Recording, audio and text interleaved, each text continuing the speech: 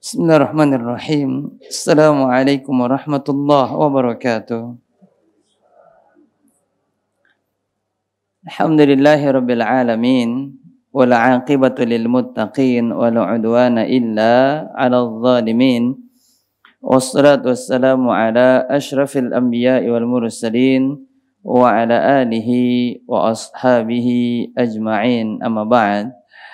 Qala Allah Ta'ala fi kitabihil karim, ya ayyuhalladzina amanu taqullaha haqqa tuqatih wa la tamutunna illa wa antum muslimun. Allah Subhanahu wa taala memerintahkan orang-orang yang beriman agar mereka bertakwa kepada Allah Subhanahu wa taala. Ittaqullaha haqqa tuqatih. Bertakwalah kepada Allah Subhanahu wa taala dengan sebenar-benar takwa. Ittaqullaha haqqa tuqatih. Dan tentu yang menjadi pembahasan kita di antara upaya agar kita bisa bertakwa dengan sebenar-benar takwa dalam rangka melaksanakan perintah Allah Subhanahu wa taala yang terdapat di dalam Quran surat Ali Imran ayat 102, ya. Firman Allah Subhanahu wa taala tadi terdapat di dalam Quran surat Ali Imran ayat 102. Ya ayyuhalladzina amanu taqullaha haqqa tuqatih. Wahai orang-orang yang beriman, bertakwalah kepada Allah dengan sebenar-benarnya takwa. Wala tamutunna illa wa antum muslimun. Dan janganlah kalian meninggal, janganlah kalian mati melainkan dalam keadaan Islam, yaitu dalam keadaan beragama Islam, dalam keadaan menyerahkan diri hanya kepada Allah Subhanahu wa taala. Maka di antara upaya kita agar menjadi hamba yang sebenar-benar takwa kepada Allah Tabaraka wa taala yaitu adalah dengan melaksanakan amal soleh. Dengan melaksanakan amal soleh. Karena bukti orang itu bertakwa adalah dengan amal. Dengan amal, maka orang itu tidaklah bisa menyatakan dia adalah orang yang bertakwa tanpa amal. Karena definisi takwa secara sederhana kita mengetahui apa itu? Menjalankan perintah Allah dan meninggalkan apa yang dilarang oleh Allah Subhanahu wa taala. Maka tidaklah orang itu bisa menyatakan dirinya bertakwa kepada Allah Tabaraka wa taala sampai terbukti dari apa yang dia lakukan adalah dengan melaksanakan amalan-amalan yang dicintai dan diridai oleh Allah Subhanahu wa taala. Dan amalan dari orang yang bertakwa inilah yang diterima oleh Allah Subhanahu wa taala. Sebagaimana Allah Subhanahu wa taala mengabadikan perkataan Habil kepada saudaranya Qabil. Innama yataqabbalallahu minal muttaqin. Di dalam Quran surat Al-Maidah surat yang kelima ayat 27. Surat Al-Maidah ayat 27. Di akhir daripada ayat 27 surat Al-Maidah di penghujungnya, qala, berkatalah Habil kepada saudaranya yaitu Qabil. Yaitu ini percakapan di antara dua putra Nabi Adam alaihi salatu wassalam. Innama yataqabbalallahu minal muttaqin. Hanya amalan yang dilaksanakan oleh orang-orang yang bertakwa inilah yang diterima oleh Allah Subhanahu wa taala. Innama ini artinya adalah lil hasr, untuk pembatasan. Jadi sebanyak apapun manusia beramal dari jenis-jenis dan golongannya, tapi dari mereka yang hanya diterima oleh Allah yaitu dari orang-orang yang bertakwa. Orang kafir beramal atau tidak? Beramal. Orang Yahudi, Nasrani dan yang lainnya, bahkan yang tidak mengakui adanya Tuhan pun juga mereka beramal. Yaitu beramal artinya melakukan sesuatu yang dianggap di mata manusia adalah baik. bermanfaat mungkin untuk orang lain, membantu untuk orang lain.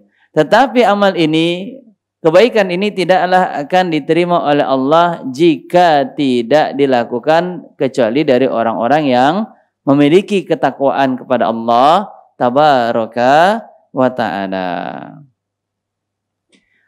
Maka dari dua ayat ini kita mendapatkan pelajaran bahwasanya bukti takwa ditunjukkan dengan amal soleh, amal yang dicintai dan diridhoi oleh Allah Subhanahu wa taala.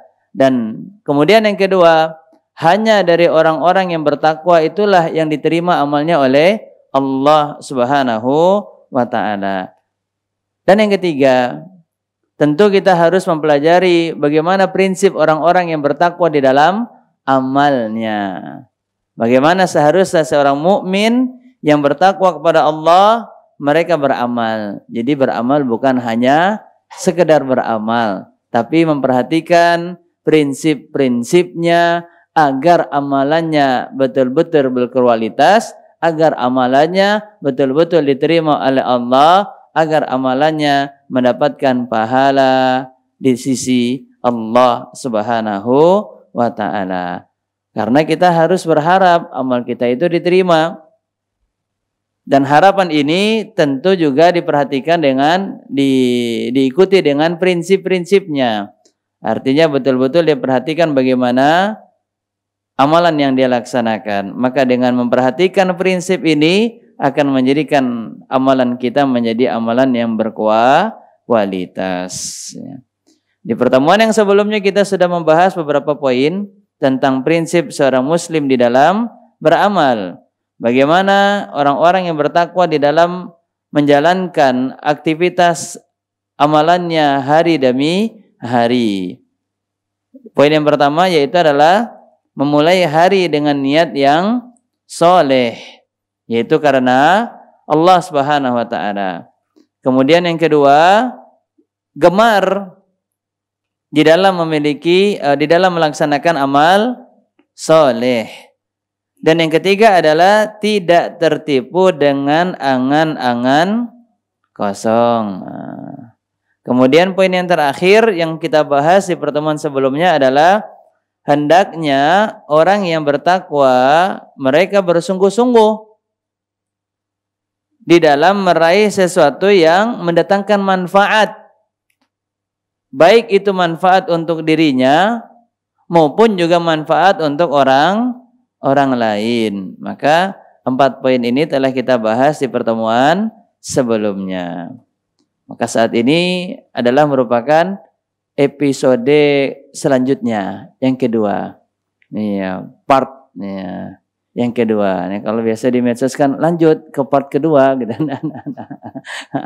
Nah, ini lanjutan daripada yang sebelumnya.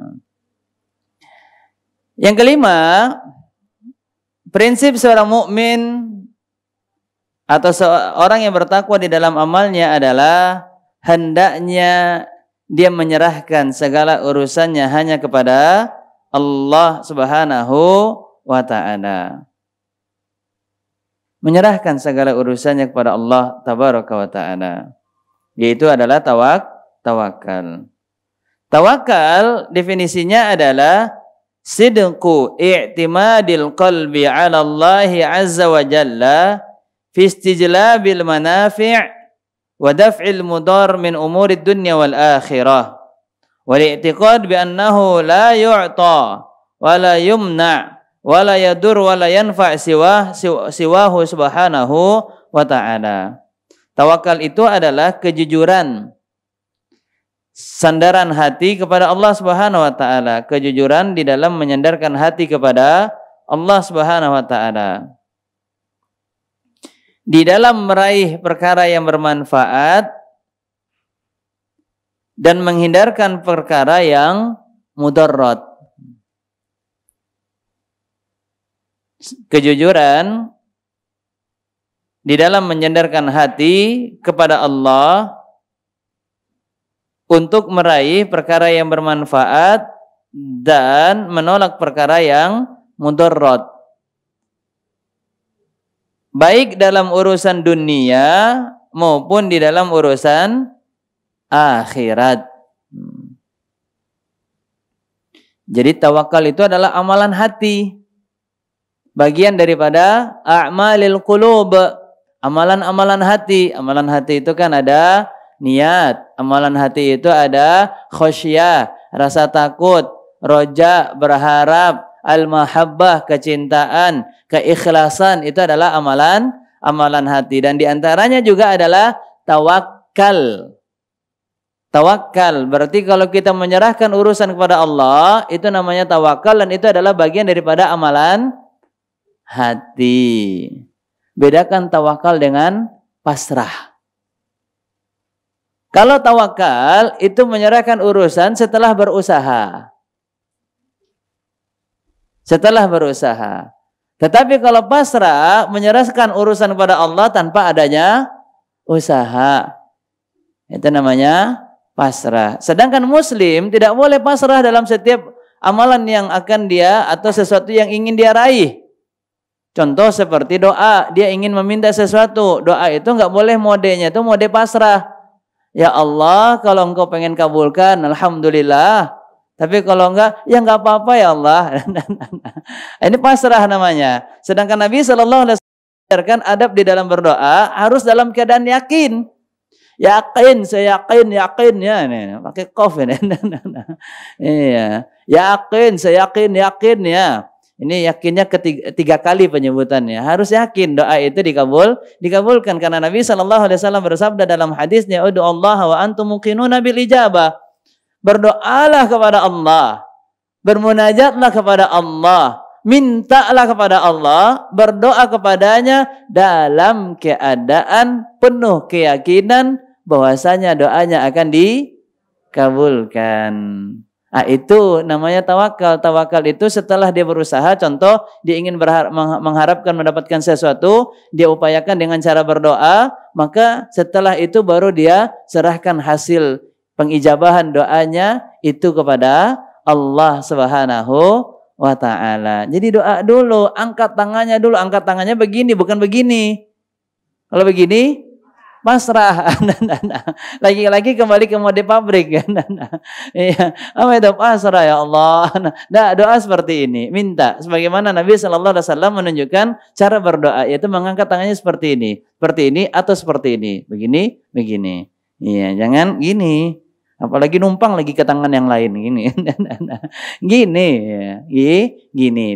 dihadapkan ke wajahnya seperti ini atau seperti ini. Nah, ini sebagaimana diterangkan kaifiyahnya oleh Syekh Utsman Al-Khamis hafizahullahu taala. Dan ini pun juga kaifiyah diajarkan oleh guru kami Al-Ustaz Abdul Hakim Amir Abdad hafizahullahu taala, yaitu kaifiyah cara mengangkat tangan di dalam berdoa seperti ini. Seperti ini atau seperti ini. Boleh direndahkan sedikit, boleh. Ya, seperti ini juga boleh. Yang penting mengangkat tangan. Dan dihadapkan seperti ini. Saya dapatkan ada orang yang berdoa, entah dari mana dalilnya, saya pun juga tidak tahu.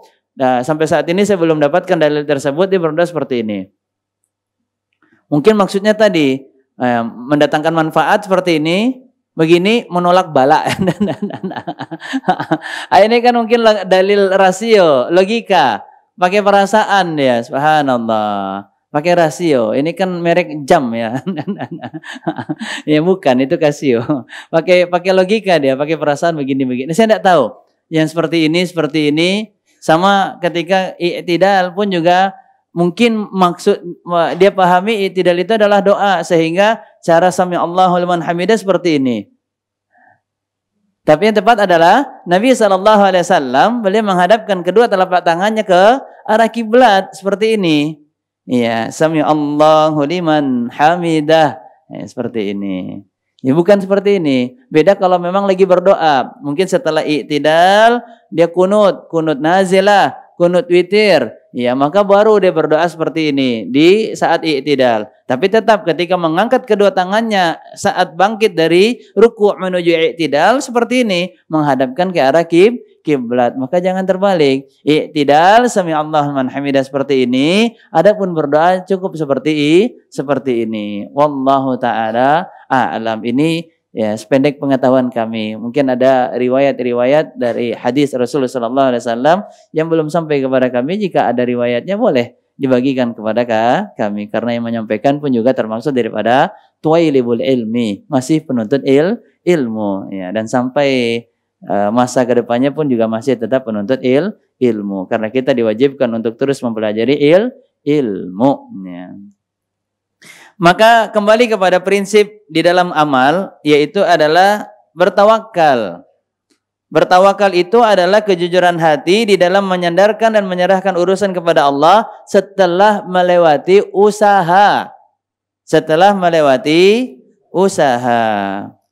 Maka kita lihat di dalam Quran surat Al-Fatihah, Allah Subhanahu wa taala mengatakan, "Iyyaka na'budu." Usaha dulu. Wa iyyaka nasta'in.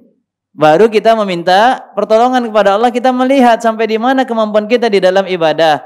Oh ya Allah, ternyata aku belum bisa maksimal. Baru kita setelah itu meminta pertolongan kepada Allah tabaraka wa ta'ala. Sebagaimana di dalam hadis pun juga Nabi SAW bersabda, hadis ya, di poin yang keempat sebelumnya yang pernah kita bahas, yang sahih dikeluarkan dari Imam Muslim, Ahmad, Ibnu Majah, dari sahabat yang mulia Abu Hurairah radhiyallahu ta'ala anhu.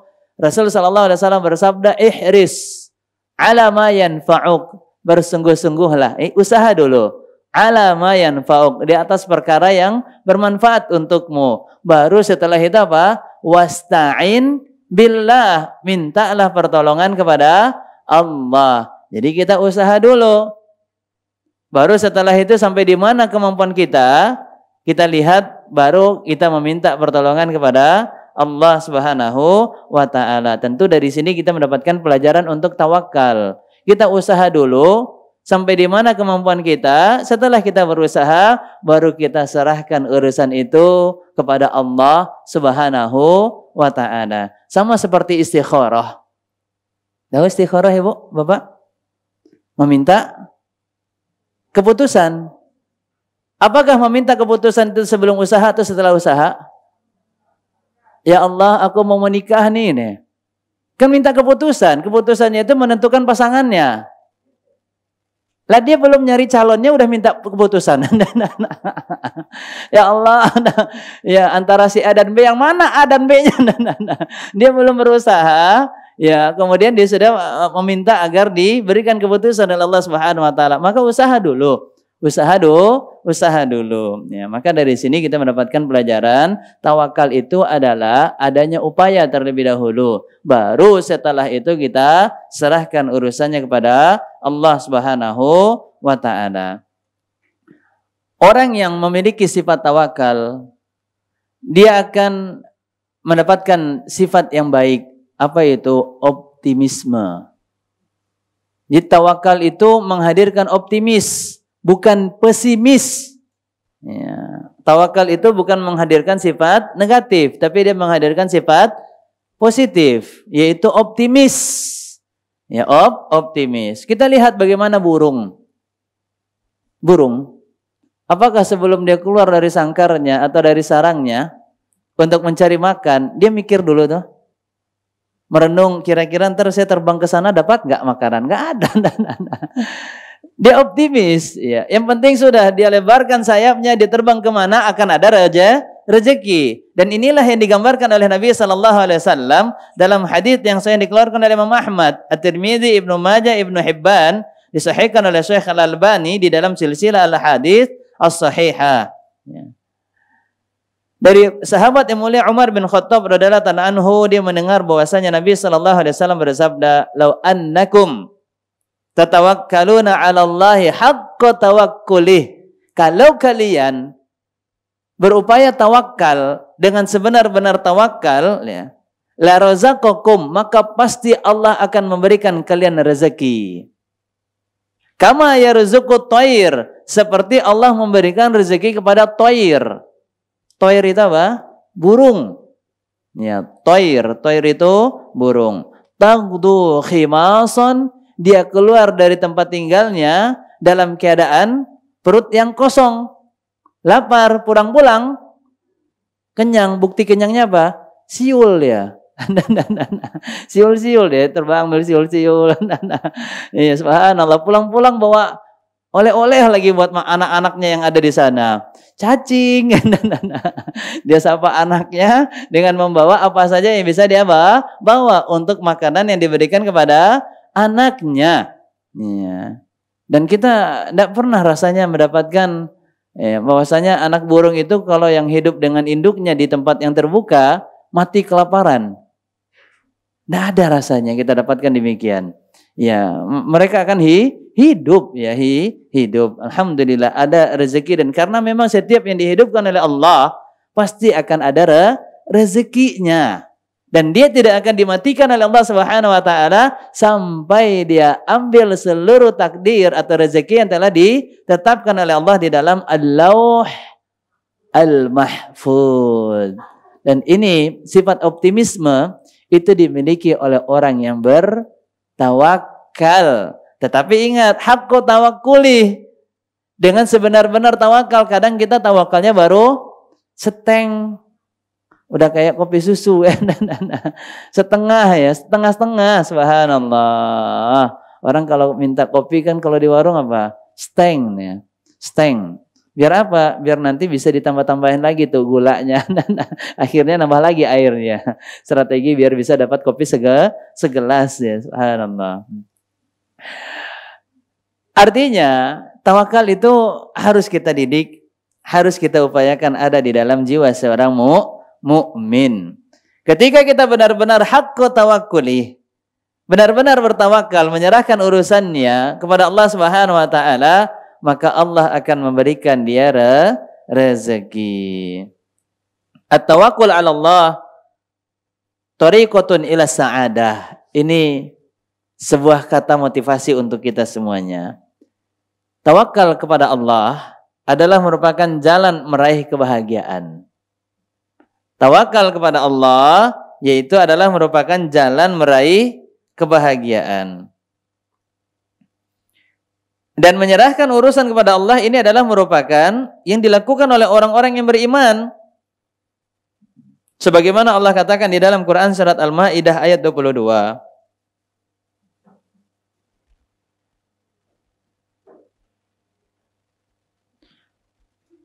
Allah Subhanahu wa taala berfirman, wa 'alallahi fatawakkalu in kuntum mu'minin.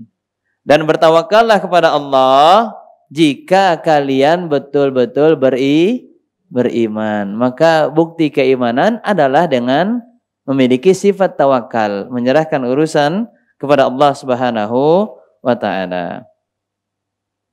Dan ini adalah perintah. Al-Maidah ayat 22. Tadi saya belum menyebutkan? Oh, dua-duanya. Al-Maidah ayatnya selamat mencari. Ayat 22. Al-Maidah ayat 22.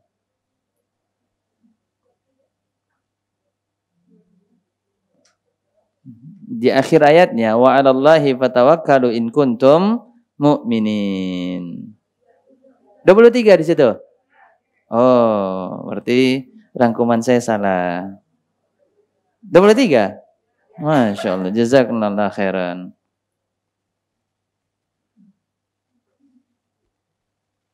Wa 'alallahi fatawakkalu in kuntum mu'minin. Ini adalah merupakan perintah dari Allah Subhanahu wa taala. Surat Al-Maidah ayat 23. Bahwasanya bertawakallah jika benar-benar kalian iman kepada Allah Subhanahu wa taala. Fahuwa halul mu'min fi jami'il ahwal wal ahyan. Dan inilah seharusnya keadaan seorang mukmin di setiap keadaannya dan di setiap waktu, dimanapun dan kapanpun dia harus memiliki sifat tawakal. Kemudian ada doa yang bagus untuk kita baca dalam bentuk kita bertawakal kepada Allah Subhanahu wa taala. Quran surat At-Taubah ayat 129.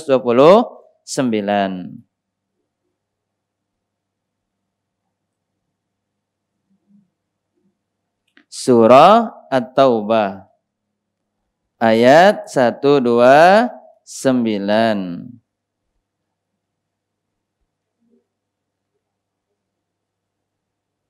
Surat yang ke-9.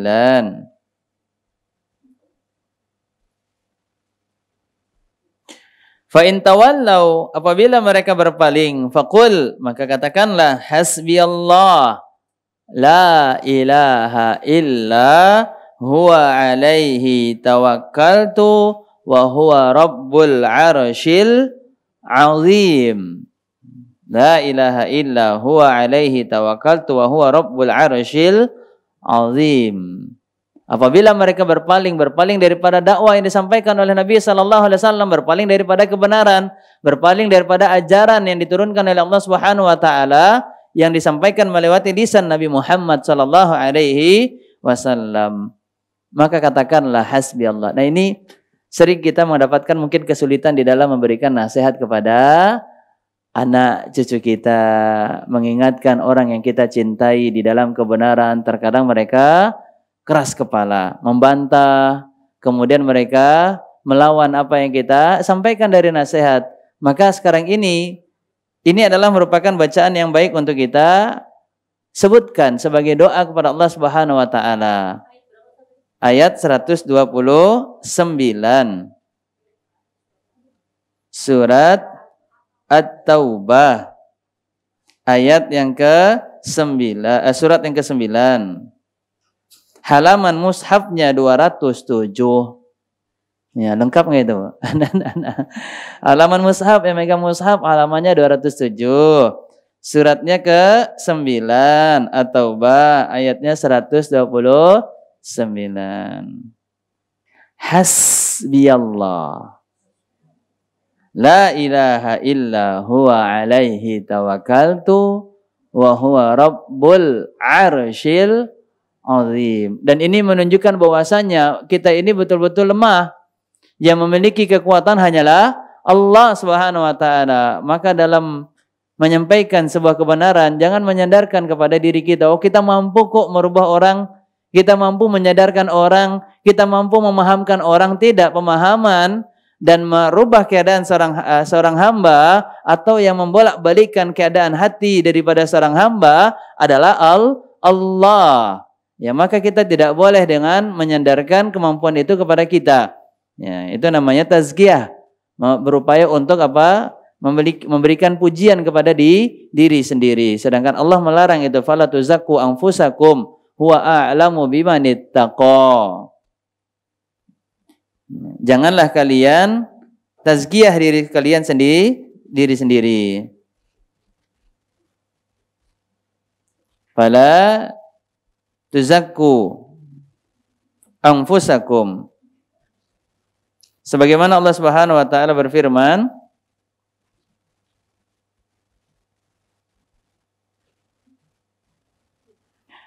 di dalam Quran surat An-Najm ayat 32. Surat yang ke-53 ayat 32.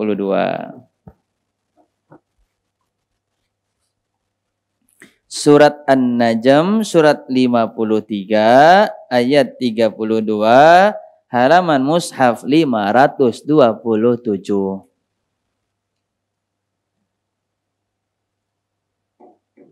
Ayat 32. Fala tuzakku anfusakum, janganlah kalian apa? Memberikan penilaian yang baik untuk diri kalian.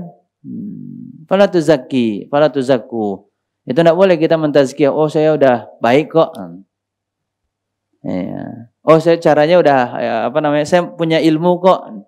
Saya punya kemampuan kok untuk bisa merubah orang lain. Itu terlalu percaya diri dengan kemampuan yang dimiliki. Iya, betul sekali. Huwa a'lamu bimanittaqa, karena Allah yang lebih mengetahui tentang siapa yang betul-betul bertakwa kepada Allah Subhanahu wa taala. Nah, contoh kalimat yang menerangkan kita bahwasanya mentazkiyah diri kita sendiri.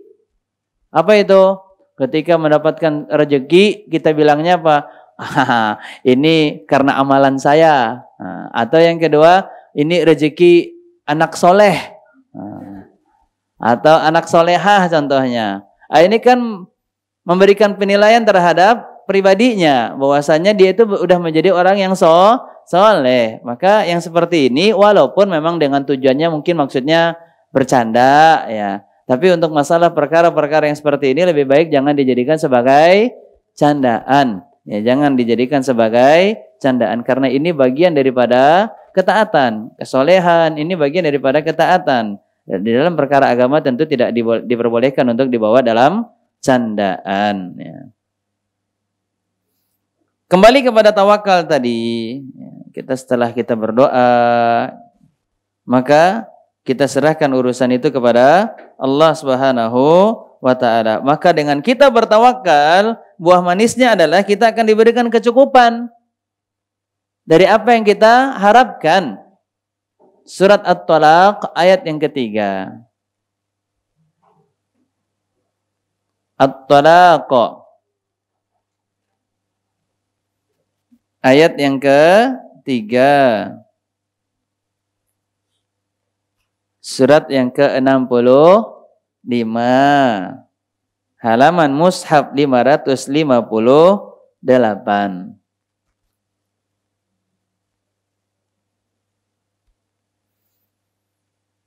Ini adalah buah manis daripada tawakal.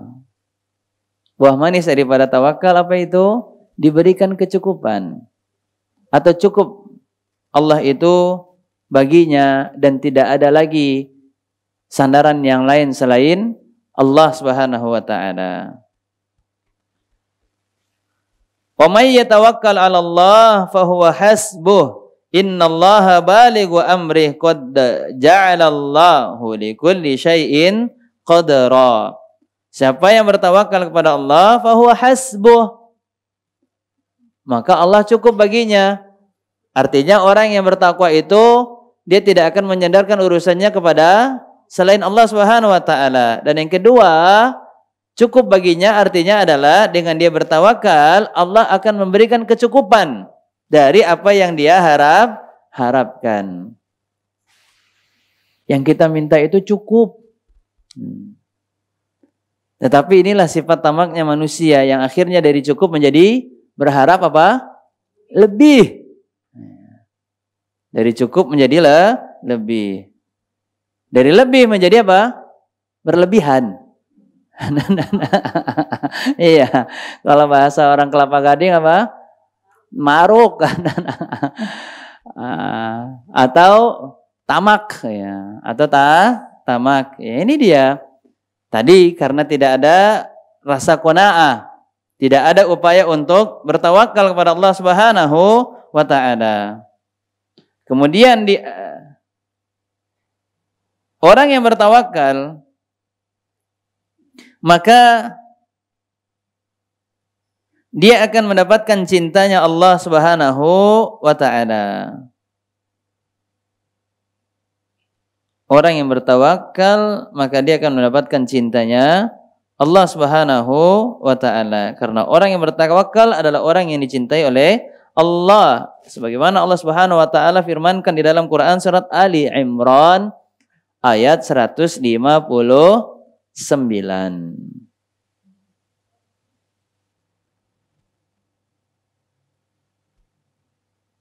Ali Imran ayat 159.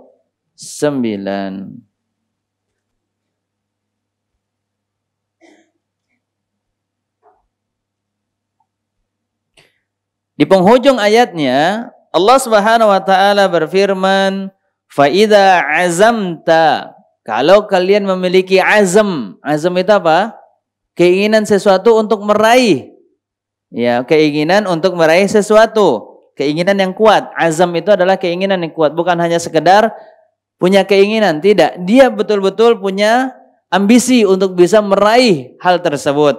Benar-benar berharap, ngarep ya. Benar-benar dia berharap dengan penuh kesungguh-sungguhan ingin meraih. Maka itu namanya azam. Azam. Ya. Apabila kalian punya azam untuk meraih sesuatu, fatawakkal 'ala Allah, maka serahkanlah urusan itu kepada Allah Subhanahu wa taala. Innallaha yuhibbul mutawakkilin. Nah, ini buah manis.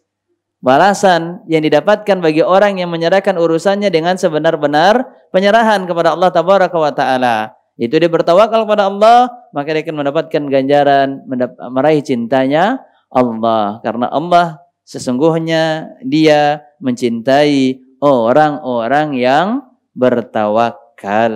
Ya. Ibu, enak banget. Kita aja kalau dicintai anak sama cucu rebutan, senangnya minta amplop, ya, minta ampun. Ya.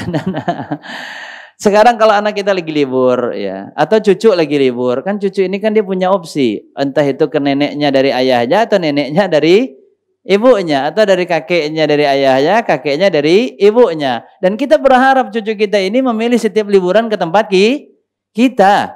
Ya, kita kalau dicintai dan disayangi sama cucunya, senangnya udah luar biasa. Padahal cucu nggak memberikan apa-apa kepada kita. Paling cuma bercanda, itu pun juga buat kita letih. Nemanin dia, ngingatin dia, ngawalin dia, mandiin dia, nemanin kemana-mana gitu ya kan. Dia nggak memberikan manfaat, istilahnya manfaat sebagaimana diberikan oleh Allah Subhanahu wa Ta'ala. Dengan dia mencintai hambanya, yaitu Allah Subhanahu wa Ta'ala mencintai hambanya, maka tentu akan banyak manfaat yang diberikan. Ya.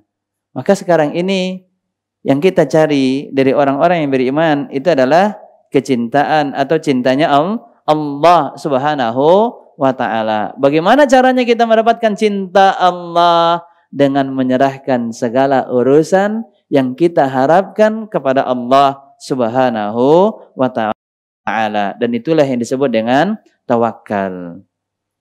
Kemudian ya, Al-Imam Ibn Rajab Al-Hambali rahimahullah ta'ala di dalam kitab Jami' Al-Ulum Al-Hikam menjelaskan hadis di atas, yaitu hadis yang menerangkan tentang Allah memberikan rezeki kepada orang yang bertawakal. Ini adalah merupakan dasar atau asas dalam bertawakal kepada Allah. Hadis ini adalah dasar atau asas di dalam bertawakal. Hal itu juga termaksud di antara sebab yang paling besar untuk meraih rezeki. Di antara doa yang kita baca ketika keluar rumah, Bismillah, tawakkaltu 'ala Allah, la haula wala quwwata illa billah. Apa kata Rasulullah sallallahu alaihi wasallam keutamaannya orang yang membaca doa ini, maka dia akan mendapatkan 3 keutamaan. Di antaranya apa? Kufita, diberikan kecukupan. Jadi lafaz ini jangan hanya dikira doa keluar rumah saja, tetapi lafaz ini mengandung makna kita menyerahkan urusan kita kepada Allah Subhanahu wa Ta'ala. Kufita, diberikan kecukupan. Sekarang ini ibu keluar dari rumah menuju ke sini, apa yang dicari? Harta warisan para nabi, ilmu. Karena para nabi tidak mewariskan dinar dan dirham, apalagi mewariskan surat tanah, tidak ada. Ya, para nabi mewariskan apa yang diwariskan kepada umatnya? Ilmu. Maka ketika kita keluar rumah dengan niat mencari ilmu, kemudian sembari membaca doa tersebut, Bismillah, tawakkaltu 'ala Allah, maka kita akan dicukupkan rezekinya. Dan rezeki diantaranya adalah bukan hanya sekedar harta. Kita tahunya kan rezeki itu harta doang, duit. Kalau nggak ada duit, puyeng. Ya, subhanallah. Kalau nggak ada duit, nggak mulus katanya urusan hidupnya. Nggak juga ya. Ilmu, perbendaharaan dunia yang paling mahal itu adalah ilmu. Karena dengan ilmu kita bisa dapat duit. Tapi kalau dengan duit nggak belum tentu mendapatkan ilmu. Tapi duit juga bagian daripada modal untuk bisa mendapatkan ilmu. Contohnya apa itu? Untuk kendaraan di sini kita bisa mendapatkan kendaraan dengan adanya duit. Mengisi bensin itu dengan adanya duit. Kemudian membeli buku yang akan dikaji di dalam pembelajarannya, di dalam majelis taklimnya adalah butuh modal. Sebagaimana ini pun juga dinasihatkan oleh Al-Imam Syafi'i rahimahullah ta'ala, akhi lan tanalal ilma illa bisittah. Wahai saudaraku, kalian tidak akan mendapatkan ilmu kecuali dengan 6 perkara. Di antaranya adalah dirham atau bulghah, yaitu dengan fulus. Iya, memang ini salah satu upaya untuk bisa mendapatkan ilmu, tetapi bukan menjadi sumber utama untuk mendapatkan ilmu. Uang kita pakai bisa habis, tapi kalau ilmu kita pakai tidak akan pernah habis ya. Kemudian uang tidak bisa mendatangkan banyak manfaat, beda dengan ilmu. Kecuali uang tersebut dimasukkan ke dalam sedekah jariah, baru bisa mendatangkan manfaat. Tapi kalau hanya sekedar dibagi-bagi, tidak diniatkan untuk sebagai sedekah, maka tidak mendapatkan manfaat. Beda lagi dengan ilmu yang bermanfaat. Maka akan menjadi di antara tiga amalan yang tidak akan terputus pahalanya. Maka dengan kita keluar rumah, dengan ingin melakukan sesuatu, kerjakah, atau mencari ilmukah, atau dengan urusan yang lainnya kah, ya, maka jangan lupa kita membaca doa tersebut, karena doa tersebut mengajarkan bagaimana kita betul-betul menyerahkan urusannya kepada Allah Subhanahu wa ta'ala. Bismillah tawakkaltu 'ala Allah, la haula wala quwwata illa billah.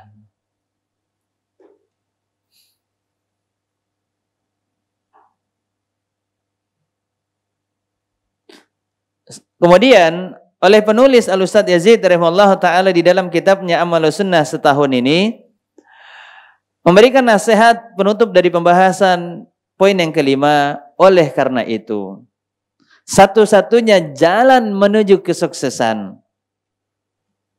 dan kebahagiaan serta ketentraman hati adalah dengan bertawakal kepada Allah Subhanahu wa ta'ala dengan sebenar-benarnya tawakal.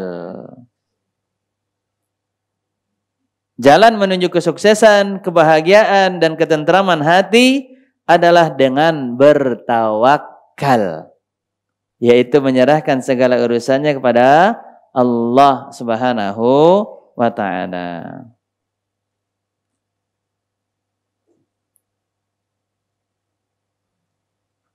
Yang keenam, seorang mukmin di dalam beramal hendaknya jujur dalam beramal.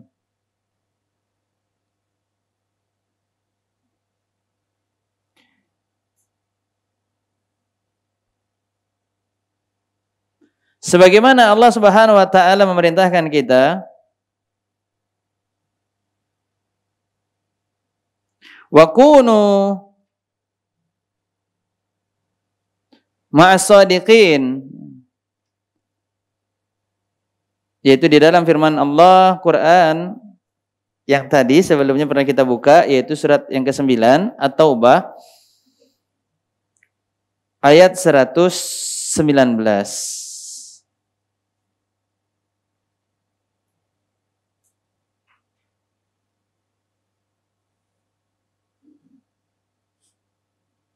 Ayat 119 halaman mushaf 206.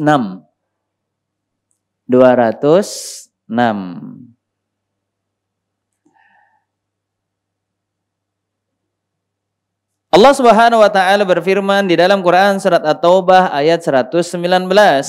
Ya ayyuhalladzina amanu, wahai orang-orang yang beriman. Ittaqullah, bertakwalah kepada Allah Subhanahu wa ta'ala, yaitu beramal. Orang yang beriman bukti daripada dia bertakwa kepada Allah dengan beramal. Tadi sebagaimana pembuka dari kajian yang sudah kita sampaikan di dalam nasihat muqaddimah tadi, bahwasanya bukti takwa itu dengan amal. Wa kunu ma'as-shadiqin, dan hendaknya kalian bersama orang-orang yang jujur. Shadiqin di sini adalah benar atau jujur. Benar atau jujur? Benar dalam apanya? Dalam keimanannya.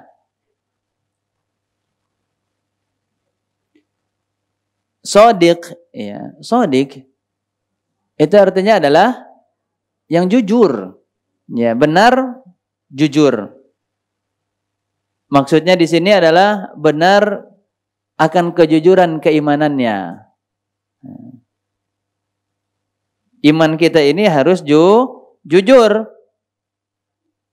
amal kita ini benar-benar jujur niatnya, yaitu hanya untuk Allah Subhanahu wa taala. Karena ada orang yang di dalam amal tidak jujur. Ketika bercampur di dalam amalnya ada riya, ada sum'ah, ada ujub. Ujub, bukan ucup. Nah, itu nama orang ya. Riya itu bukan pepatah yang ada di istilah Indonesia, air beriak tanda tak dalam ya. Riya itu pakai K itu, riak kan. Riya, koma. Ya, ada koma di atasnya, riya. Ya, yaitu adalah dia melaksanakan sesuatu yang tujuannya adalah ingin diketahui, ingin ditampakkan kepada orang lain agar mendapatkan penilaian yang baik dari mata dan lisan manusia. Ingin dipuji, ingin terlihat dia beramal. Maka ini adalah orang yang tidak jujur dalam amalnya. Berarti dia masih mencari penilaian, pujian, sanjungan dari manusia. Bukan dia mengharapkan pahala dari Allah Subhanahu wa taala. Maka amal yang terdapat di dalamnya riya, berarti amal tersebut tidaklah jujur, yang diniatkan karena Allah Subhanahu wa taala. Maka apapun amal kebaikan yang kita laksanakan hendaknya betul-betul jujur. Jujur keimanan kita, jujur niat kita. Seperti halnya saat ini Bapak Ibu jamaah sekalian rahimani wa rahimakumullah datang. Jujur niatnya, betul-betul mencari ilmu, ingin mengangkat dengan ilmunya, terangkat derajatnya dengan ilmu yang dia pelajari, karena keutamaan ilmu adalah mengangkat derajat, memberikan kemuliaan kepada mereka yang memiliki ilmu. Yarfa'illahu ladina amanu minkum waladina utul ilma darajat. Ya, Allah akan mengangkat dengan banyak derajat bagi orang-orang yang diberikan ilmu. Maka jujurlah kita ketika hadir majelis ilmu, betul-betul mencari ilmu, mencari warisan para nabi, bukan hanya sekadar untuk bisa kumpul bersama teman-teman, bertemu dengan teman-teman, apalagi hanya sebatas untuk update status. Atau ngonten yang di videoin tulisannya. Hai guys, lagi di majelis taklim nih. Jangan lupa ya hadir majelis ilmu. Subhanallah. Kalau memang bisa menjaga niatnya ikhlas karena Allah, pengen membuat konten seperti itu ya silahkan. Karena boleh atau tidak kita menampakkan satu amalan untuk memotivasi orang lain agar bisa melakukan amalan tersebut? Boleh. Iya, tapi dengan tadi adanya jaminan kita tidak berubah niatnya. Nah, sekarang siapa yang bisa menjamin niat kita itu tidak akan berubah? Tidak ada. Iya, karena niat itu tataqallabu, berubah-ubah kata Nabi SAW. Iya, maka dan niat itu disebutkan oleh para ulama itu di 3 tempat: sebelum beramal, ketika kita beramal, ba'dal amal. Setelah beramal, bisa jadi sebelum beramal terjaga masih ikhlas, shotnya masih tebal, ikhlas ya. Ketika beramal masih ikhlas ya. Setelah beramal bisa jadi bercampur riya, bercampur sum'ah. Orang nggak tahu kita beramal, cuman tadi itu ada konten. Tahu nggak ini tempatnya di mana? Oh, awalnya cerita nanya tempat. Sebenarnya pengen ngasih tahu kalau dia lagi melakukan sebuah kebaikan. Nah, ini dia. Ya. Ada orang yang tidak tahu dia mau nyumbang AC atau menyumbang papan tulis atau mikrofon atau apapun itu di masjidnya. Sebelum beramal masih ikhlas. Ketika beramal sudah terpasang masih ikhlas. Tapi setelah beramal, mungkin suatu ketika dia sholat tarawih di masjid. Iya. Kemudian dia bilang, itu kipasnya masih bagus ya. Padahal udah 5 tahun loh umurnya. Nah, ini dia. Iya. Terus nanti ditanya sama temannya. Iya, itu bentar lagi rusak. Enggak kok, itu barangnya bagus. Orang saya yang beli. Harganya mahal. Barang branded. Wah, barangnya bermerek. Tidak mungkin itu cepat rusak. Wah, itu tersebutlah di dalam ceritanya kepada orang orang lain yang akhirnya bisa merubah niat. Maka niat itu bisa berubah-ubah, disebutkan oleh para ulama hendaknya di tiga keadaan kita menjaga niat kita, yaitu sebelum beramal, ketika beramal, dan sesudah beramal. Maka jujurlah kita di dalam dua perkara, di dalam ibadah dan di dalam muamalah. Ya, di dalam ibadah dan muamalah. Ibadah itu yang kita laksanakan kepada Allah, muamalah itu yang kita laksanakan di antara manusia. Hablum minallah wa hablum minan nas. Urusan kita dengan Allah kita harus jujur, urusan kita dengan manusia di dalam bermuamalah pun juga harus jujur. Ya. Karena kejujuran pasti mendatangkan kebaikan. Tidak akan mungkin dia akan mendatangkan keburukan.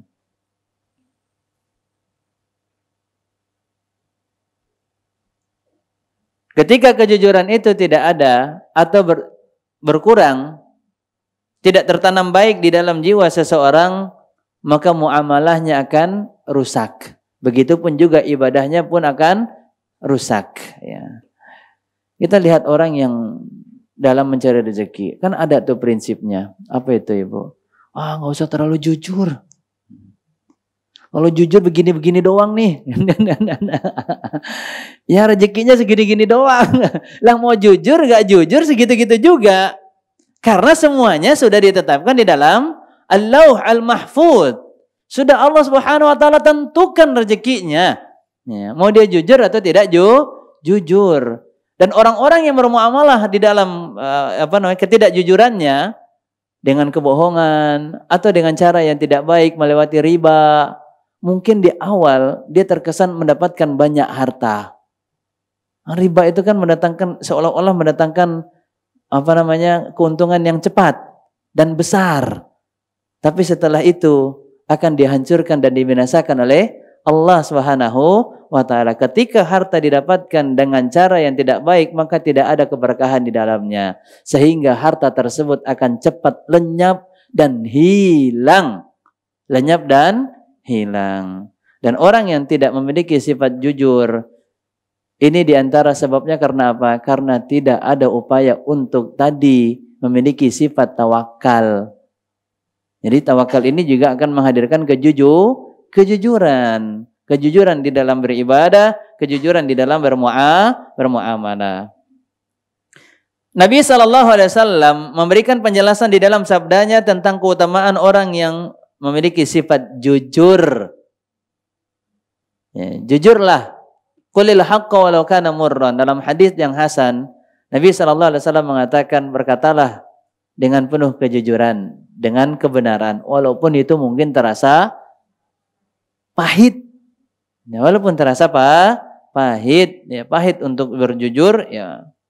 Jujur itu memang rasanya pahit bagi kita untuk mengucapkannya, dan juga pahit bagi orang yang merasakannya. Ya. Nah, namun di balik kejujuran tersebut akan ada keutamaan yang baik yang didapatkan. Nabi SAW bersabda dalam hadits yang sahih dikeluarkan oleh Imam Al-Bukhari, Muslim, Ahmad dan yang lainnya dari sahabat yang mulia Abdullah ibnu Abbas radhiyallahu taala anhu, "Alaikum bis-sidqi fa inna as-sidqa yahdi ilal bir." Hendaknya kalian selalu jujur. Ya, "Alaikum bis-sidqi." Hendaknya kalian selalu jujur. Fa inna as-sidqa, karena sifat jujur, yahdi ilal bir, akan menunjukkan kepada kebaikan. Wa innal birra, sesungguhnya kebaikan, yahdi ilal jannah, akan menunjukkan kepada surga. Jadi untuk bisa masuk dalam surga proses. Tidak bisa langsung kita pakai jalan pintas untuk bisa mendapatkan surga. Diawali dengan apa? Memiliki kejujuran. Kejujuran akan membawa kepada kebaikan, dan kebaikan akan membawa pelakunya kepada surganya Allah Subhanahu wa taala. Tetapi sebaliknya, Nabi SAW melarang kita untuk berdusta. Iyyakumul kadzib fa innal kadziba yahdi ilal fujur. Jauhkanlah diri kalian daripada kebohongan. Karena sesungguhnya sifat bohong membawa pelakunya kepada perbuatan buruk. Ya, perbuatan buruk. Al-fujur, yaitu perbuatan jahat. Wa innal fujur, dan perbuatan buruk atau jahat akan membawa pelakunya kepada an-nar, yaitu nerakanya Allah Subhanahu wa taala. Maka dari sini kita mendapatkan pelajaran di antara prinsip seorang mukmin di dalam beramal, di dalam beribadah, di dalam bermuamalah, hendaknya dengan sikap jujur, jujur, karena jujur mendatangkan kebaikan dan kebaikan akan mengantarkan pelakunya ke surganya Allah Subhanahu wa taala. Maka siapa yang ingin dimasukkan ke dalam surga dan diselamatkan daripada siksa api neraka, hendaknya dia bersikap jujur, ya, jujur. Dan memang ada kedustaan yang itu diperbolehkan. Ada beberapa keadaan dusta itu boleh, kebohongan itu boleh. Kapan? Mendamaikan orang. Islah. Ada suami, dia cari istrinya. Kalau didapatin istrinya, mungkin dia bisa menganiayanya. Terjadilah tindak kekerasan di dalam rumah tangga. Nah, istrinya ngumpet di rumah kita. Kemudian datanglah suaminya mencari istrinya. Kemudian kita katakan nggak ada. Untuk menyelamatkan orang daripada hal yang bahaya, maka boleh. Ya, jadi beberapa kebohongan itu boleh, diantaranya sebagaimana disampaikan oleh Syekh Muhammad ibn Shalih Al-Utsaimin rahimahullah taala di dalam Kitabul Adab yang ditulis oleh Syekh Fuad ibn Abdul Aziz Asy-Shalhub hafidhahullah taala. Di antaranya kebohongan itu diperbolehkan ketika menjauhkan atau menyelamatkan orang daripada mudarat, hal-hal yang membahayakan. Itu boleh. Ya, kemudian yang kedua, untuk islah tadi, mendamaikan. Ya, mendamaikan. Contoh kita mengatakan si A, ada salam loh, salam rindu dan sayang dari si B. Padahal kalau pas ditanya ke si B tentang si A, woro-woro salam nyapa juga kayaknya nggak mau dengar namanya aja nggak mau gitu. Kita berikan kalimat seperti itu. Ada salam sayang rindu. Apalagi kita bawa makanan mungkin buah tangan, oleh-oleh gitu ya kan. Kita bilang, oh ini dari si A kepada si B. Dan sebaliknya pun juga demikian. Kita datang kepada si B, kita katakan ada salam. Ya ini ada buah tangan, ada oleh-oleh. Ya. Dia pengen bertemu. Ya. Dia pengen apa? Melepas rindu dan seterusnya. Maka dengan kita berbohong untuk bisa mendamaikan orang, maka itu boleh agar terjadi islah. Kemudian yang ketiga, bohongnya pasangan kepada pasangannya dengan tujuan untuk bisa menambahkan rasa cinta, bukan untuk menutupi kebohongannya. Iya, untuk menambahkan rasa cinta. Contoh istri baru masak, ya, baru belajar masak. Kemudian disuguhkanlah makanan tersebut. Mas, zauji, ya, suamiku, gitu ya. Gimana rasanya bang? Ya. Sambil ngunyah-ngunyah, ngomnya panjang ya. Enak. Setelah makan gak lama kemudian pergi kamar mandi. Ya subhanallah. Maka dia mengatakan enak dengan tujuan biar bisa bertambah rasa cinta istrinya kepadanya, maka boleh. Contoh istri baru beli baju, kemudian ditanyakanlah kepada suaminya, gimana mas bajunya? Aku cantik gak dengan baju ini? Kemudian dijawab, cantik. Ya maka jawaban seperti ini biar bisa menambahkan rasa senang, cinta dan sayang pasangan kepada pasangannya, boleh ya. Dan ini adalah kebohongan yang ketika itu diperbolehkan. Wallahu taala a'la wa a'lam. Tapi intinya pada asalnya sifat bohong itu adalah tercela. Dan itu terlarang di dalam syariat, baik itu dari Al-Quran ataupun hadis Rasulullah Sallallahu Alaihi Wasallam. Selanjutnya, yang ketujuh, prinsip di dalam beramal yang dilakukan oleh setiap muslim ataupun mukmin yang bertakwa kepada Allah adalah tidak melakukan kezaliman.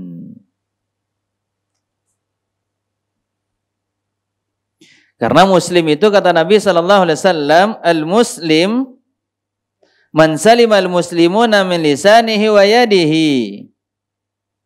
Dalam hadis muttafaqun alaihi yang disepakati riwayatnya oleh Imam Al-Bukhari dan Muslim dari Abdullah ibn Amr radhiyallahu ta'ala anhuma anna Rasulullah sallallahu alaihi wasallam bahwasanya Rasulullah sallallahu alaihi wasallam qala bersabda, al-muslim, seorang muslim itu adalah yang menjadikan muslim yang lain terjaga daripada keburukan lisannya dan keburukan tangannya. Al-muslim man salimal muslimuna min lisanihi wa yadihi. Ya, muslim yang sebenarnya yang baik adalah muslim yang menjadikan saudaranya sesama muslim terjaga daripada keburukan lisannya dan keburukan tangannya. Ya. Oh, ya, Masya Allah. Susah. Makanya untuk masuk surga nggak instan, butuh perjuangan. Wa an laisa lil insani illa ma sa'a wa anna sa'yahu sawfa yura. Harus ada usaha. Ya, kalau bahasa anak-anak zaman now itu ada effortnya. Harus menunjukkan kita kalau pengen masuk surga memang harus menunjukkan upaya dan kesungguh-sungguhan untuk bisa masuk ke dalam surga. Dengan apa? Dengan adanya usaha. Dengan adanya usaha. Ya. Oh iya, syaitan juga berusaha. Makanya semuanya masing-masing berusaha. Ada yang berusaha dalam kebaikan dan ada berusaha dalam keburukan. Dan syaitan berusaha di dalam keburukan. Dan syaitan mengganggu manusia, menghadirkan was-was agar manusia tergelincir di dalam keburukan, di dalam kezaliman dan kemaksiatan itu tanpa mengenal tempat dan waktu. Dan tidak mengenal kata lelah. Iya. Mengenal kata lelah. Kalau dia nggak bisa mengganggu orang lain, dia ngadu kepada yang lain. Untuk bisa orang lain, syaitan yang lain itu mengganggu dia. Karena kekuatan syaitan itu pun juga bertingkat-tingkat. Kemampuan mereka untuk bisa mengganggu orang lain pun juga bertingkat-tingkat. Ya maka ketika dia nggak bisa mengganggu, dia ngadu lagi nih ke senior. Ini syaitan pun juga ada senioritas ada seniornya, ya ada seniornya ganggu dan yang paling tinggi siapa? Iblis, ya iblis itu ya, komandannya lah, itu bintang berapa itu? Subhanallah. Maka kemampuan syaitan pun juga berbeda-beda, ya masing-masing punya kemampuannya. Dan kalau mereka tidak mampu untuk mengganggu, maka dia akan mengadukan kepada yang lain yang memiliki kekuatan yang lebih daripada dirinya. Nah, kembali kepada poin yang ketujuh. Ikhwatal iman wa akhwati fillah rahimani wa rahimakumullah. Janganlah kita melakukan kezaliman. Kezaliman yaitu adalah sesuatu yang dapat merugikan orang lain. Baik secara langsung fisik maupun secara perasaan.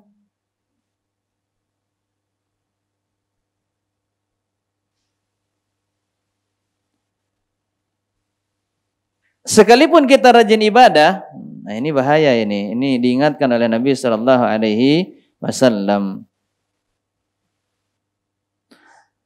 Ada seorang wanita. Hadis ini dikeluarkan oleh Al-Imam Al-Bukhari di dalam Al-Adabul Mufrad dan diriwayatkan oleh sahabat yang mulia Abu Hurairah radhiyallahu ta'ala anhu. Qila lin Nabi sallallahu alaihi wasallam, dikatakan kepada Nabi, inna fulanah. Kalau fulan laki-laki, fulanah perempuan. Ada seorang wanita taqumul lail, dia rajin salat malam. Taqumul lail, dia rajin salat malam. Wa tasumun nahar, dan juga rajin berpuasa, yaitu puasa sunnah. Wa taf'al, dan dia melakukan kebaikan yang lainnya. Wa tasaddaq, begitupun juga dia bersedekah. Di amal kebaikannya banyak. Salat malam iya, puasa iya, amal kebaikan yang lainnya juga iya, dengan hartanya pun juga rajin bersedekah. Wa tu'dhi jiranaha bilisaniha, tapi sangat disayangkan tetangganya itu selalu tersakiti dengan bilisaniha, ya, dengan lisannya. Itu tadi yang ditanyakan nih, sulit nih, memang sulit nih. Ya.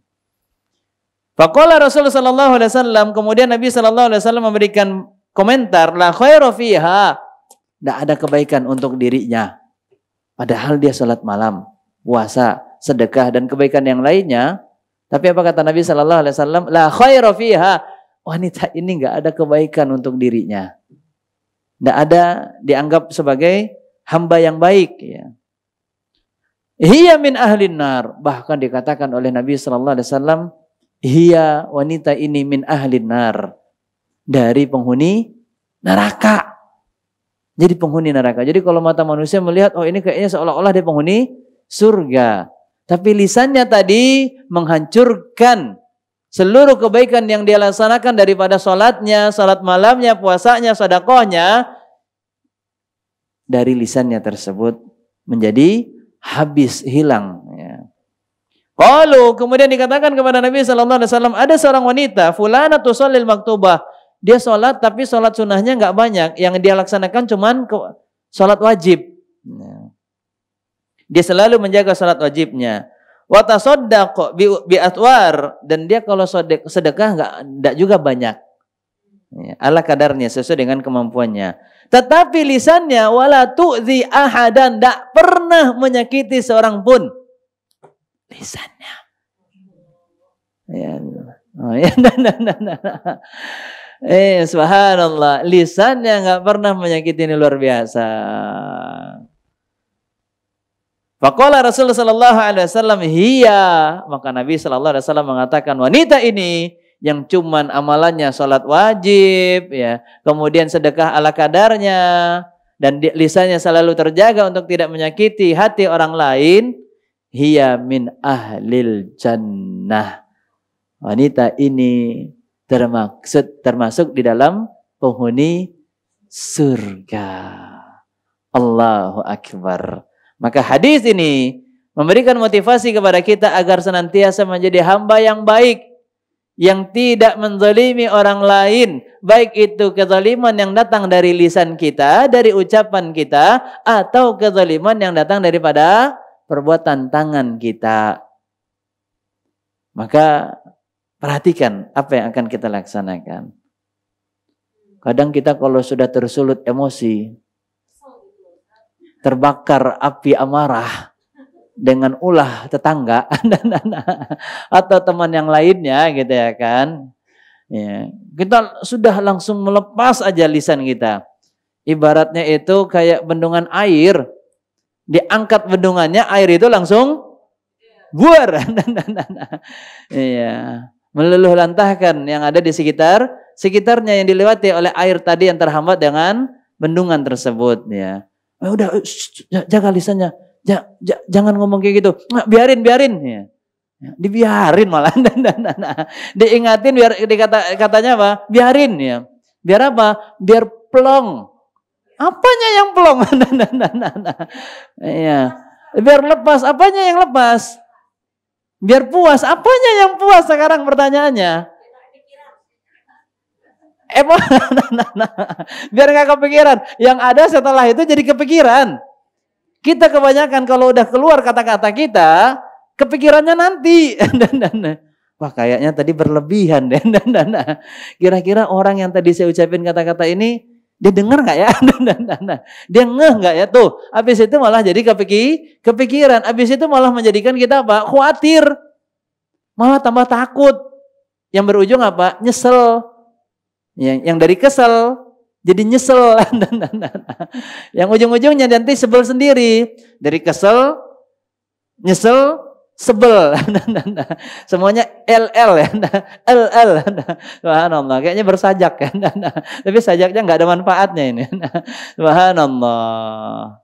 Maka kata tadi puas itu sebenarnya hanya bisikan dari syaitan. Was-was daripada syaitan. Yang itu akan menghadirkan penyesalan. Apa kata Nabi SAW? Siapa yang pandai atau siapa yang menjamin lisannya terjaga, man yatman ma baina lihyaihi wa ma baina fakhidaihi adman lahul jannah. Nabi SAW bersabda, siapa yang menjamin lisannya terjaga, apa yang ada di antara dua bibirnya ini, yaitu lisannya, dan siapa yang menjaga di antara dua kakinya, yaitu kemaluannya, adman lahul jannah, maka dia akan mendapatkan jaminan dari Nabi SAW untuk masuk ke dalam surga. Yang menjamin dirinya masuk ke dalam surga adalah Rasul sallallahu alaihi wasallam, dan ini sebaik-baik penjaminan. Ya, pasti penjaminnya adalah Nabi sallallahu alaihi wasallam yang akan memberikan syafaat. Yang akan memberikan syafaat sebagaimana ini disampaikan di dalam hadis yang dikeluarkan oleh Imam Al-Bukhari dari Sahal bin Sa'ad radhiyallahu taala anhu. Maka jaminlah lisan kita berada di dalam kebaikan, jaminlah kemaluan kita berada di dalam kebaikan, maka kita akan mendapatkan penjaminan dari Nabi sallallahu alaihi wasallam untuk dimasukkan ke dalam surga. Takutlah kita daripada perbuatan kezaliman. Karena apa yang kita lakukan semuanya ini, yang itu dapat merugikan orang lain, akan dihisab oleh Allah Subhanahu wa taala, akan mendapatkan balasan. Karena kezaliman adalah sesuatu yang diharamkan oleh Allah Tabaraka wa taala. Dan apa yang menjadikan orang itu merugi dari kezaliman kita, baik kezaliman yang datang dari lisan dan kezaliman yang datang daripada perbuatan anggota tubuh, maka semuanya ini akan mendapatkan perhitungan dan balasan yang sangat berat, bahkan pedih, ya, yang akan diberikan oleh Allah Subhanahu wa taala. Sebagaimana Nabi sallallahu alaihi wasallam bersabda dalam hadis yang sahih yang dikeluarkan oleh Imam Al-Bukhari, Muslim, At-Tirmidzi, Ibnu Hibban dari sahabat yang mulia Abu Musa Al-Asy'ari radhiyallahu taala anhu, "Innallaha la yumli lidz-zalim." Sesungguhnya Allah pasti menunda hukuman bagi orang yang zalim. Allah tunda. Artinya apa? Allah tumpuk dulu kezalimannya seberapa besar dia melakukan kezaliman, nanti baru kalau sudah besar kezaliman yang dia lakukan, baru Allah akan berikan hukuman. Ini namanya istidraj. Istidraj. Jadi jangan merasa aman, ya, dengan keburukan yang kita lakukan, ya. Karena yang namanya siksaan Allah Subhanahu wa taala itu bisa datang kapan saja dan di mana saja.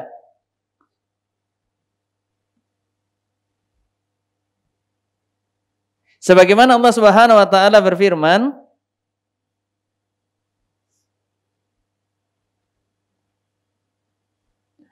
di dalam Quran surat Al-A'raf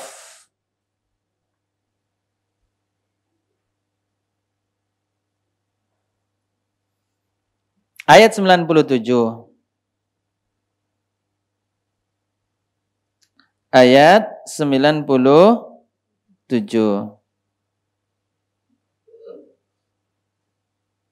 Surat yang ke-7 ayat 97.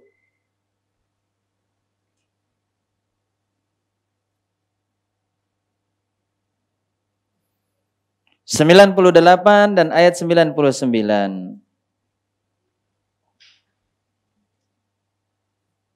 Silakan siapa yang mau membaca? 97, 98, 99. Ada yang membaca? Kan biasanya ladies first. Ayo silakan. Masya Allah. Langsung. Hadiah bagi yang membaca. Kalau hadiah beneran. Mau sekalian ini. 97. Iya. Hadiah. Kalau saya katakan hadiah di awal, wah pada rebutan. Fadhal, Masya Allah. Silakan Ibu, tafadhali. 97, 98, 99 cukup artinya saja.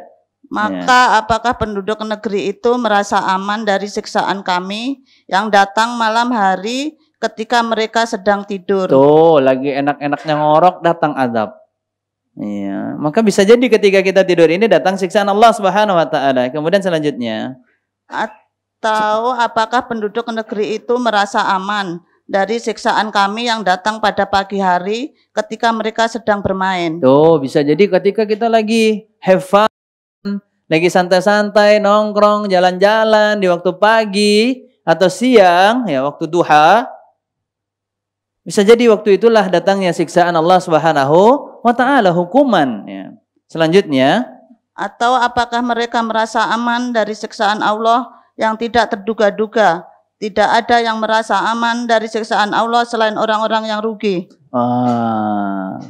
Maka 3 ayat ini Allah Subhanahu wa taala menyebutkan awa amina, afa amina, awa amina, afa aminu, dengan beberapa kata yang hampir sama tetapi memberikan penjelasan yang sama. Ya, ada sedikit perbedaan susunan kata saja tetapi memiliki makna yang sama dan pelajaran yang sama. Apa itu? Jangan pernah kita merasa aman dari tindakan kezaliman yang kita lakukan. Karena semuanya itu ada konsekuensinya. Innallaha sari'ul hisab, karena Allah perhitungannya sangat cepat. Dan tidak ada satupun yang luput daripada catatan Allah tabaraka wa ta'ala. Wa inna alaikum lahafizin kiraman katibin. Kalian memiliki malaikat yang mengawasi, yang senantiasa mencatat apa yang kalian lakukan. Apa yang kita ucapkan pun juga ada malaikat yang mencatatnya. Ma yalfidhu min qawlin illa ladaihi raqibun atid. Apa yang diucapkan oleh seorang hamba, ada raqib dan atid, ya malaikat yang senantiasa mengawasi, yang bersamanya, yang dekat dengannya, yang mencatatnya. Maka janganlah pernah kita menganggap remeh suatu kezaliman yang kita lakukan, karena tidak ada sesuatu yang zalim yang ringan di sisi Allah Subhanahu wa taala. Ya, jadi zalim itu tidak ada sesuatu yang ringan di mata Allah tabaraka wa taala. Zalim yang zalim. Zalim ya adalah zalim, berarti sesuatu itu adalah yang berat di hadapan Allah tabaraka wa taala. Akan ada konsekuensinya, akan ada hukuman, akan ada siksaan yang diberikan oleh Allah Subhanahu wa taala, balasan daripada tindakan kezalimannya. Dan ini ditegaskan oleh Allah di dalam Quran surat Hud, surat yang ke-11 ayat 102. Quran surat Hud surat yang ke-11 ayat 102. Silahkan kalau sudah dapat boleh dibantu untuk membaca. Bismillah. Ini cara yang tepat untuk bisa minum dulu.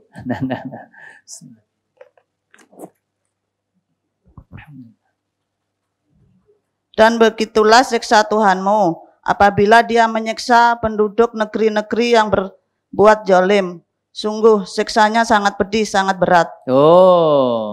Allah memberikan peringatan dalam bentuk ancaman siksaan yang sangat pedih, syadid. Siksaan yang sangat kuat, bukan yang ringan. Siksaan yang sangat berat, pedih, syadid, bagi mereka yang melakukan kezaliman. Maka sekarang ini mari kita betul-betul menjadi hamba Allah tabaraka wa ta'ala yang pandai menjaga lisan kita agar tidak melakukan atau tidak mengucapkan kata-kata yang dapat menyakiti hati orang lain. Begitupun juga menjaga tindakan kita, perbuatan tangan kita daripada perkara-perkara yang dapat merugikan orang lain. Banyak sekali orang itu merasa aman dengan kezalimannya, dianggap biasa aja. Di antaranya apa? Jalan lawan arah. Ini kan udah one way. Nah, ya. Yang banyak. Belum lampu merah udah nyebrang. Dengan alasan jalannya kosong. Iya. Kemudian buang sampah sembarangan, parkir, ya, sembarangan. Udah tahu itu gang, udah itu jalannya sempit. Orang butuh jalan untuk bisa melewati jalan tersebut.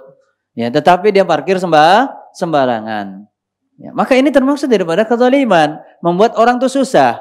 Ya, zalim itu definisi sederhananya apa? Wad'u syai' fi ghairi mawdi'ihi, meletakkan sesuatu bukan pada tempatnya, yang itu mengakibatkan kerugian bagi orang lain.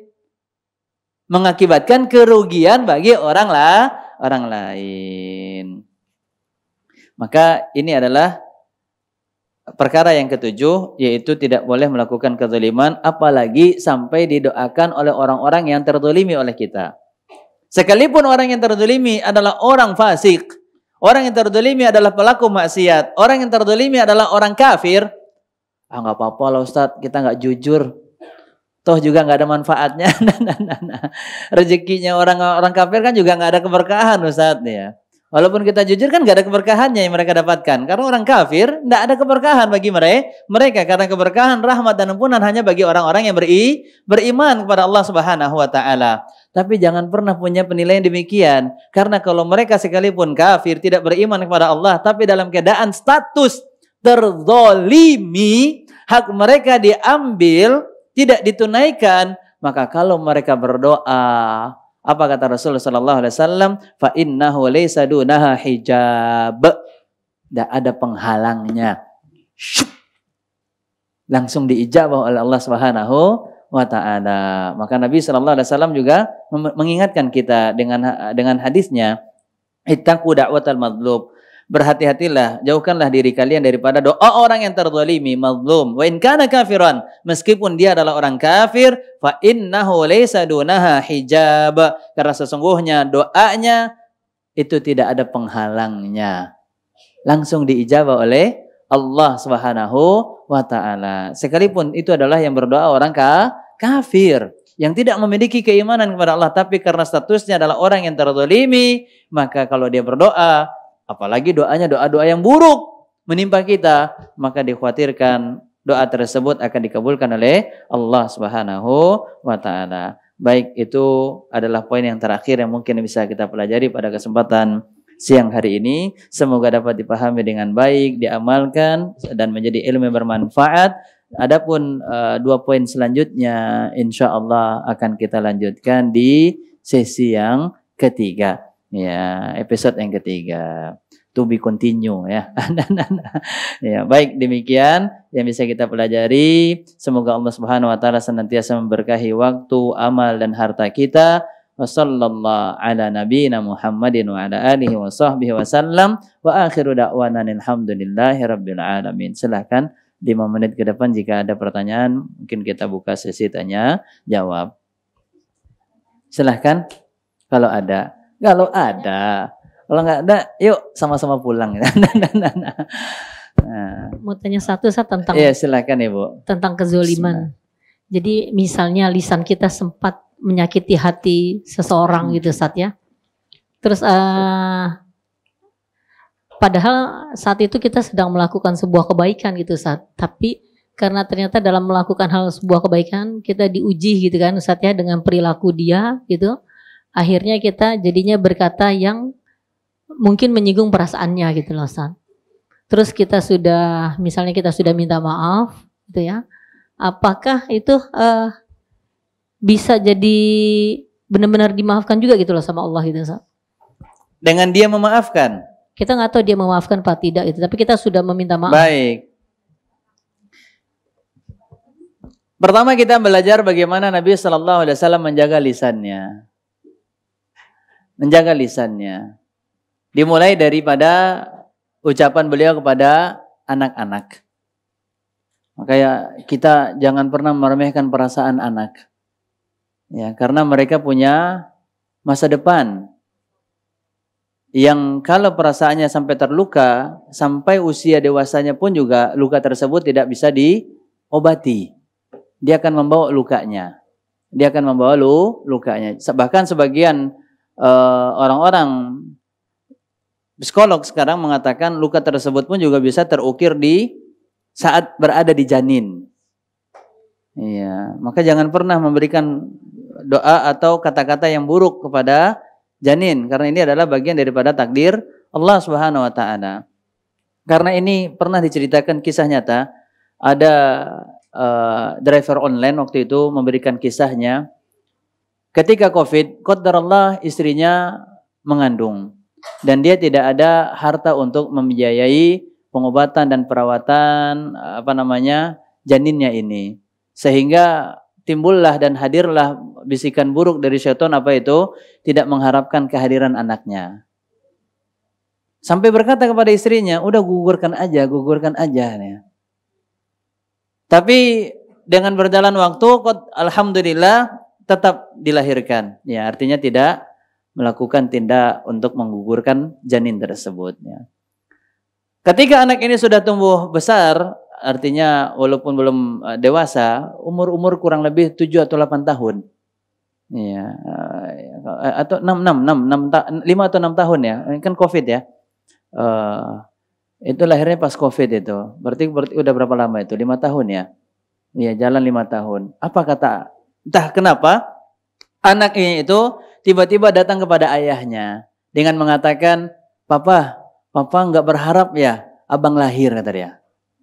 Tiba-tiba dia berkata demikian.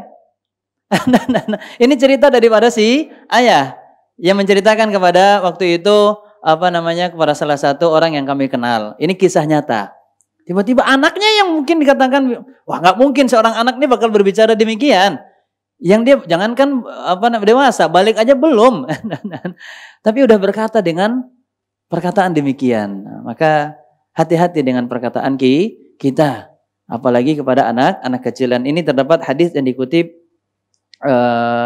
di dalam Sahih Al-Bukhari oleh Imam Al-Bukhari rahimahullah taala, di dalam Al-Adabul Mufrad. Apa kata Anas bin Malik radhiyallahu taala anhu, aku pernah mengabdi atau berkhidmat kepada Nabi SAW selama 10 tahun, fama qala li dan Nabi tidak pernah berkata uf. Apa itu uf? Kepada Anas bin Malik. Padahal kan kita tahu kalau anak itu gimana sikapnya, tabiatnya, banyak ngeselinnya kan. Iya, uf aja nggak pernah, nggak pernah. Iya, apalagi kalau yang lainnya, yang semisalnya kalau dalam bahasa Barat itu mencapa namanya. Mencapa itu apa?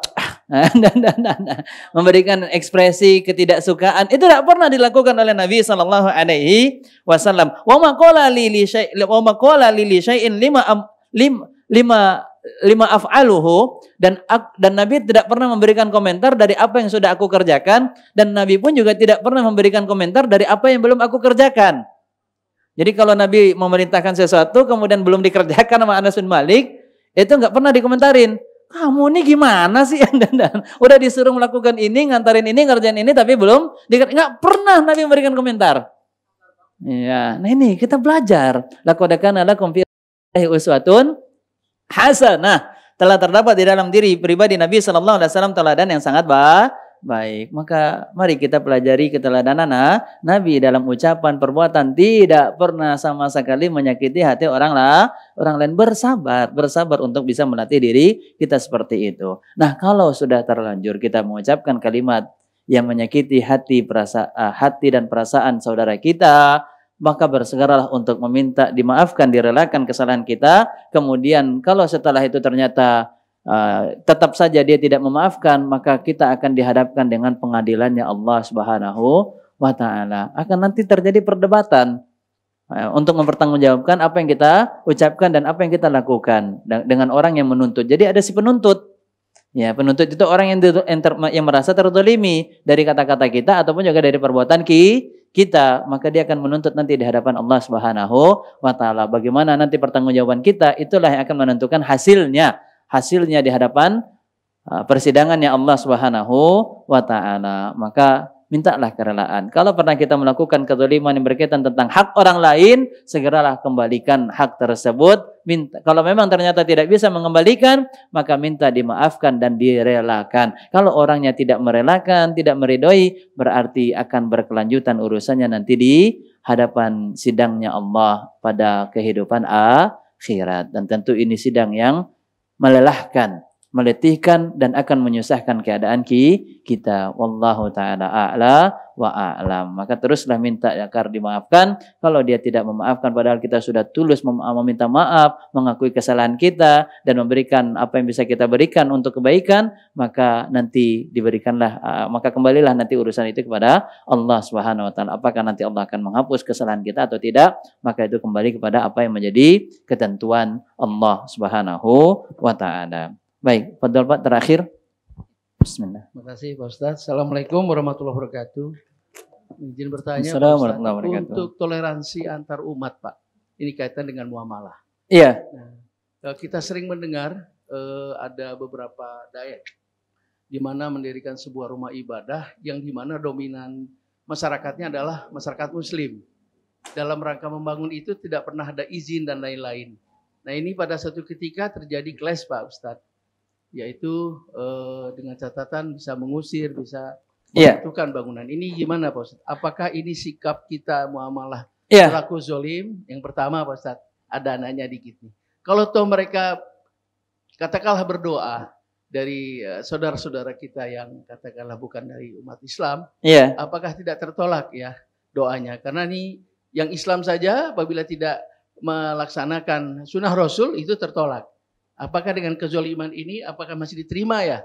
Orang yang katakanlah tadi tidak Muslim dan lain-lain juga katakanlah juga tidak sesuai dengan sunnah Rasul. Terima kasih Pak Ustaz. Terima kasih. Assalamualaikum warahmatullahi wabarakatuh. Di dalam Quran surat Al-An'am surat yang ke-6 ayat 108, Allah melarang kita untuk mencela apa yang disembah oleh mereka selain Allah Subhanahu wa taala. Jadi mereka melakukan sesembahan bukan kepada Allah tapi selain kepada Allah tabaraka wa taala, entah itu kepada patung, berhala dan tuhan-tuhan yang lainnya yang mereka yakini itu adalah sebagai Tuhan selain Allah Subhanahu wa taala. Mencela saja dilarang. Yang itu akan mengakibatkan mereka akan mencela Tuhan kita. Dan ini tentu termasuk daripada dosa. Gara-gara perbuatan kita Allah menjadi sasaran untuk dicela. Ya, mencela aja itu kan perbuatan kezaliman melewati atau kezaliman dari lisan. Apalagi ini sudah sampai dengan perbuatan yang menghadirkan kerugian finansial, materi di sana. Dan ini tentu adalah merupakan bagian tidak diragukan lagi adalah kezaliman. Ya, kezaliman. Dan kita punya pemerintah, ya, aparat yang memang punya bidang untuk bisa mengatur itu semuanya. Maka kembalikan, adukan. Kalau memang ternyata tidak ada izinnya, maka adukan, bawa kepada ranah hukum. Kembalikan kepada ahlinya. Dan urusan untuk penegakan hukum bukan ada di tangan masyarakat, tetapi itu ada di tangan apa? Aparat yang memang sudah ditunjuk oleh pemerintah kita yang ada di bidangnya masing-masing, RT, RW, camat, bupati, kemudian wali kota, naik lagi gubernur, baru setelah itu dan setelah itu. Artinya ada tahapan-tahapannya, maka ikutilah yang muslim yang taat itu tentu mentaati perintah apa yang ditentukan oleh pemimpinnya. Taatilah Allah dan Rasulnya serta pemimpin. Dan diantara bentuk kita mentaati pemimpin adalah mentaati prosedur yang telah ditentukan oleh pemerintah. Selama itu bukan termasuk daripada maksiat, maka wajib kita untuk mengikutinya. Serahkan kepada ahlinya. Kemudian kalau ternyata masih terus dibangun, maka biarkanlah. Inilah yang namanya toleransi. Toleransi itu tidak mengganggu, tidak menghadirkan kerusakan. Itu namanya toleransi. Bukan ikut-ikutan dalam beribadah ya. Ikut-ikutan membangun gerejanya contohnya gitu. Itu bukan toleransi namanya. Atau ikut-ikutan menjaga mereka dalam beribadah. Itu bukan toleransi namanya. Iya, itu namanya tasyabbuh. Itu namanya tasyabbuh. Dan tidak boleh kita menyerupai ibadah, ikut merayakan dan melakukan ibadah yang dilakukan oleh orang-orang non-muslim. Man tasyabbaha biqaumin fahuwa minhum. Siapa yang menyerupai ibadah yang dilakukan oleh kaum yang dimurkai dan disesatkan oleh Allah, maka dia dianggap dari bagian kaum tersebut. Maka sekarang ini kita coba bagaimana cara menyelesaikan masalah itu dengan cara yang adil, dengan hikmah. Ud'u ila sabili rabbika bil hikmah wal mau'izatil hasanah wajadilhum billati hiya ahsan. Dan debatlah mereka dengan cara yang lebih baik. Ya, kalau ternyata sudah disampaikan nasihat, arahan dan bimbingan, peringatan tidak mau diikuti, ya sudah, kita hanya menyampaikan peringatan dan kita tidak boleh ada pemaksaan. Ingat, kita di dalam memberikan nasihat hanya bentuk peringatan, bukan dalam bentuk pemaksaan. Ya, bukan dalam bentuk pemaksaan. Fadzakir innama anta mudzakir lasta alaihim bimusaitir. Kita ini hanya tugasnya memberikan peringatan dan kita tidak bisa menguasai hati seorang hamba. Yang bisa menguasainya hanyalah pemilik daripada hati tersebut, yaitu Allah Subhanahu wa taala. Kalau ternyata mereka berdoa karena mereka merasa dizalimi, berarti besar kemungkinan doa mereka pun juga adalah merupakan bagian daripada doa yang diijabah oleh Allah Subhanahu wa taala, dan selamatkan doa diri kita daripada doa orang-orang yang terzalimi. Wallahu taala a'la wa a'lam. Mungkin itu saja yang bisa kami tanggapi dari beberapa pertanyaan. Semoga bisa dipahami dengan baik. Wassallallahu ala nabiyina Muhammadin wa ala alihi washabbihi wasallam wa akhiru da'wana alhamdulillahirabbil alamin. Subhanakallahumma bihamdika asyhadu an la ilaha illa anta astaghfiruka wa atubu ilaik. Jazakumullahu khairan. Assalamualaikum warahmatullahi wabarakatuh. Dukung Al-Hujjah untuk punya tempat dakwah. Salurkan wakaf lahan melalui Bank Syariah Indonesia. Nomor rekening 7796001377 atas nama Al-Hujjah Dakwah Islamiyah dengan memberikan kode 300 di belakangnya. Contoh, Rp 10.300.000. Syukron wa jazakumullah khair.